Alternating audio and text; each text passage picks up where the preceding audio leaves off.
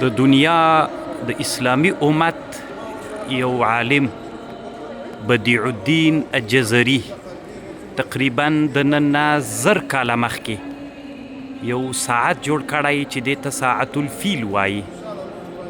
هغه پاس دای داسې جوړ کړی چې د فیل په منځ کې اوبه ولې او بیا به داسې لکه هغه د ارهډ ډولچې غوندې داسې یو سیستم به پکې و. بیا به هغه داسې سوري به پکې کړي ول چې یو څاڅکی کې به چې تېر څڅېده نیم ساعت کې به هغه نیمایي سو، په یو ساعت کې شپېتو دقیقو کې به هغه بوتل ټول تس هغه پورته وخته.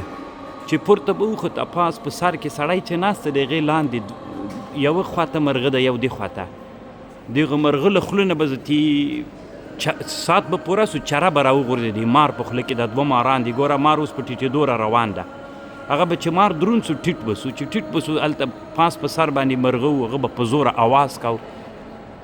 دا د بدیع الدین الجزري رحمه الله چې په اسلام کې د ده یو کتاب ده ما سره شته، تقریبا 50 اختراعات دي پکې. په دنیا کې دا هغه سړی ده چې اول روبوټ یې جوړ کړی، ده ته ابو روبوټات هم وایي دې سړي ته، بدیع الدین الجزري.